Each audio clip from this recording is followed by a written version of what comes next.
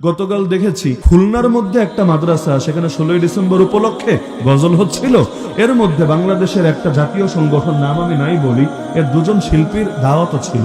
দাওয়াত উস্তাদরা দিয়েছেন এমন হয়তো না, ছাত্ররা যেহেতু অনেক কিছু মেনটেন করে তারাই দাওয়াত দিয়েছিল। কিন্তু হুজুররা দেখলেন যে স্টেজে যখন উঠবে তার আগে দেখলেন কি রে, চেহারায় দেখি দাড়ি কাটা। এখন যাদের দাড়ি কাটা অথবা অনেকে পায়জামা পরে টাকলুর নিচে, কেউ কেউ তো আছে বিড়ি সিগারেট গাঞ্জা এগুলো টানে, না টানলে গলা নাকি ক্লিয়ার হয় না, গলায় কফ টফ বাজে, ভাব আসে না। কেউ কেউ আছে স্টেজে ওঠার আগে আলাদা উন্মাদনা নিয়ে ওঠে, কারণ তাহলে নাচতে গাইতে বিভিন্ন অঙ্গভঙ্গি করতে বড় সহজ হয়ে আসে। তো এখন হুজুররা যখন দেখলাম গাড়ির অবস্থা আর স্টেজে উঠতে দেন নাই, তোমার নিজের মধ্যেই তো আমল নাই, তোমার দ্বারা অন্যজন আমলে উৎসাহিত হবে কিভাবে? হামদে বাড়ি তাআলা মানে আল্লাহর প্রশংসা, যা শুনলে অন্তরে আল্লাহর মহব্বত তৈরি হবে।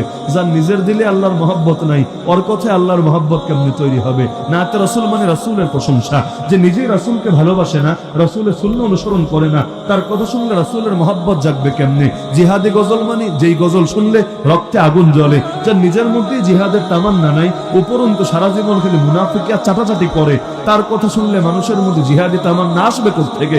এজন্য 20 বছর আগে ফিরে যান, দেখবেন তখন তো এত ইনস্ট্রুমেন্ট ছিল না, এত কিছু দেওয়া যেত না, কিন্তু এই যে খালি গলায় সাধারণ সাধারণ গজলগুলো গাইতো, রক্তের মধ্যে আলাদা স্পন্দন, আলাদা স্পৃহা সৃষ্টি হতো। আর এখন এত সুন্দর সুন্দর করে প্রমোট দিয়ে, বিজ্ঞাপন দিয়ে, কত সুন্দর সুন্দর করে টাকা খরচ করে গজল বানায়।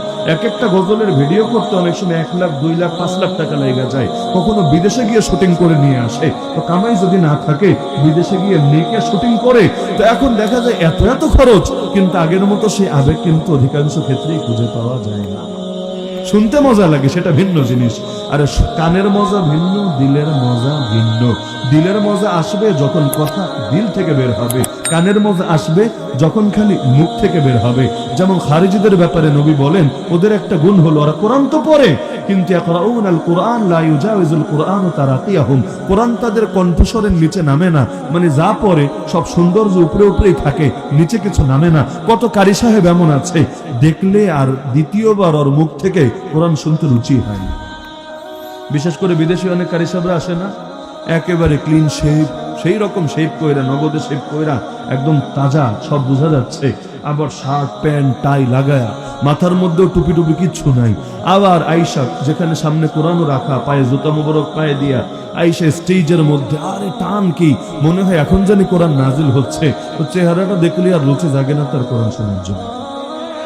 এমনকি দেখা যায় অনেকে নামাজেরই খবর নাই, দিনের মূল বিধানেরই খবর নাই। তো এখন যার নিজের মধ্যেই কোরআন নাই, তার দ্বারা কোরআন শুনলে ফায়দা কেমনে হবে? এটাই তো বাস্তবতা। তো ফিতনা ছড়িয়ে যাচ্ছে সমাজে সমাজে। তা আমাদের দেশে মূল বড় একটা সমস্যা, আমরা সাংস্কৃতিক আগ্রাসনের শিকার হয়েছি। আমরা মুসলমান, ইসলামকে ভালোবাসি, এই মাটির পরতে পরতে ইসলাম মিশে আছে, এবং বাঙালি জাতি জাতিগতভাবেই ধর্মপ্রাণ এবং ধর্মের প্রতি আবেগী বটে, কিন্তু আমাদের উপর জোরপূর্বক ভাবে কুফরি সংস্কৃতি, শিরকি সংস্কৃতি, বেদাতি সংস্কৃতি চাপিয়ে রাখা হয়েছে।